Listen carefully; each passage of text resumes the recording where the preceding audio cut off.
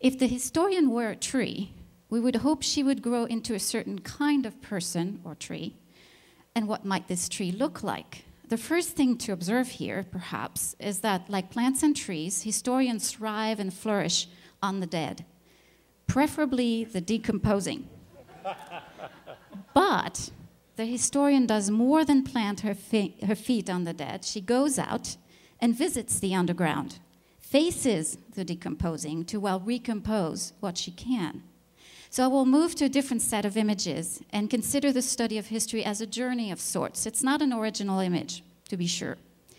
I will use a few general images of travel and borrow from the 19th century typologies of voyages to think about the study of history as a visit or an encounter that shapes the historian, the person. I will consider the study of history, 1, as a tourist excursion, 2, as a stroll, what the French refer to as flânerie. The French word is much better. A journey to the underworld, and here we'll use Dante's journey as an inspiration. And then 4, as a pilgrimage, and here I will use one of my students' work to help us think through that. And then I will conclude with one biblical image, that of Jacob wrestling with the angel. And in a sense, it's a variation on the image of the journey, since Jacob is traveling when he encounters the angel. So there are many ways to visit the dead. To a large extent, how transformative the study of history is depends on the posture one assumes as a historian. One can visit the dead as a tourist. Now, the tourist knows what he is seeking, the sites he wishes to visit. This is perhaps not the most appealing model for the historian, but it has some merits. The tourist can be transformed in one way. He tends to gather souvenirs. Here are souvenirs from Provence. Here's another kind of souvenir, and you can kind of fill in the bubble. What he's looking for is tangible signs of what is gone, artifacts that remind himself of the past as something palpable, potent, sometimes even smelly. Historians who work in the archives often speak of the smell and palpability of the past. So what history does for the person here is to force her to consider the dead as having once lived. People who actually did right, people that if you prick them, they will bleed. There might be a secondary and most desirable effect of the tourist experience, and that's very close to Steve's point, to increase the person's sense of smallness and transience. So where are we here on this map? Somewhere, let me see. We are in Americas, somewhere here, very, very, very small dot. And that's what history does for us, and that can be very, very deeply transformative. To turn to another 19th century image, one can decide to take a stroll through the past. One can be a flâneur. I like the French term better, I'm just sticking with it. Much like the tourist, the stroller, the flâneur, is an amateur, but in contrast with the tourist, the flâneur marvels at what everyone else considers ordinary, and instead of visiting what he came to visit, lets himself be surprised by what he encounters around the street corner, or in that case, women. In much the same way, the historian is transformed by the study of history in these 2 ways. She revels in the element of surprise. She marvels at Louis XIV's red shoes and attempts to explain why rats were put on trial in the Middle Ages. And she pays attention to the ordinary.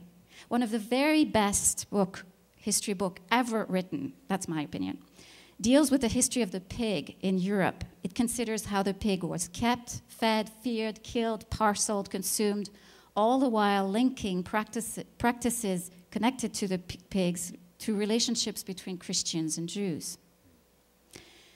One can also do history much like Dante does it, by journeying to the underworld.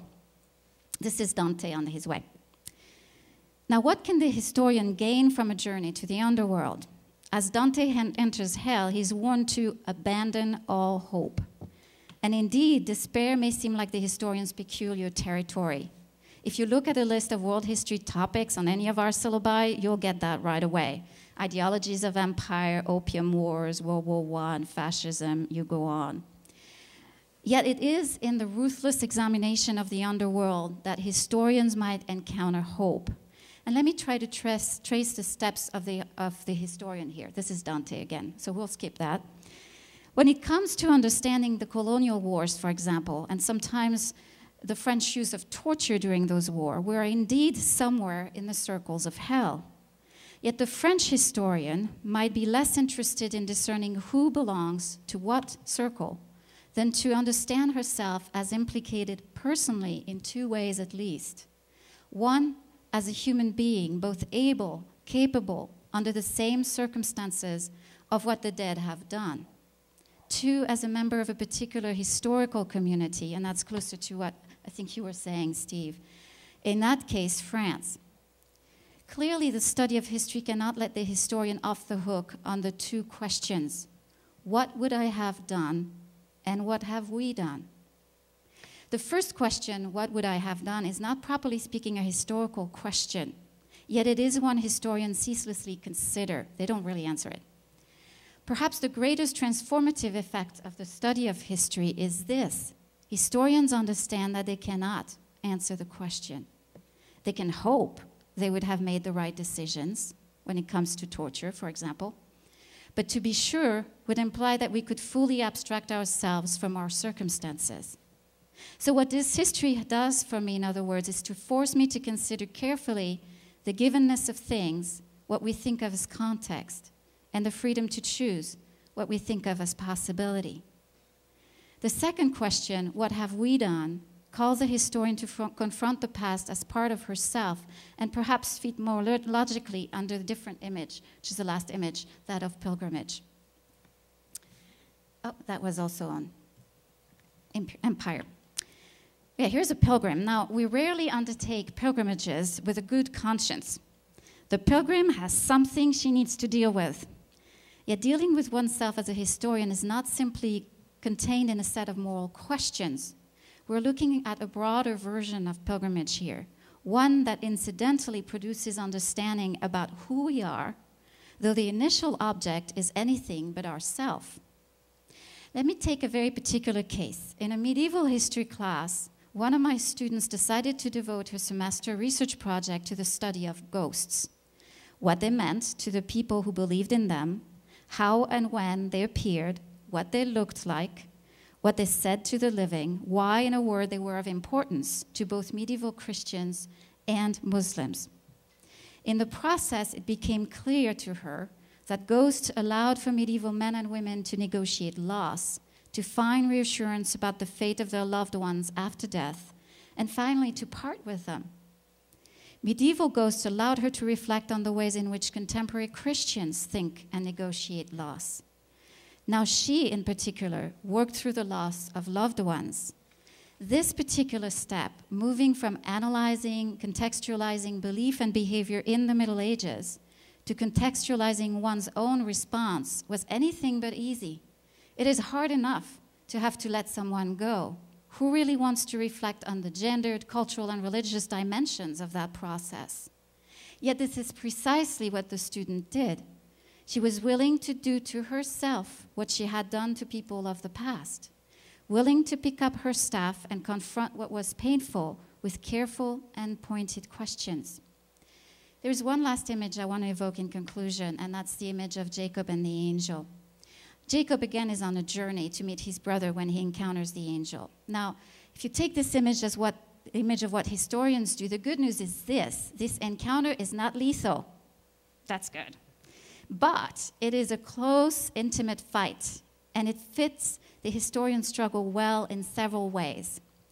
It is a fight in that the past resists our efforts, in that we don't gain complete clarity. In fact, the encounter between Jacob and the angel occurs in the dark, and the angel never reveals his name. We're not even sure that it's the angel, or God, or man, has several names. Second, it's an intimate struggle that grounds us in the mud. In Delacroix's rendition that you have here, you can imagine Jacob's feet rooted into the earth. It is as if the dirt, leaves, and roots could be felt between his toes.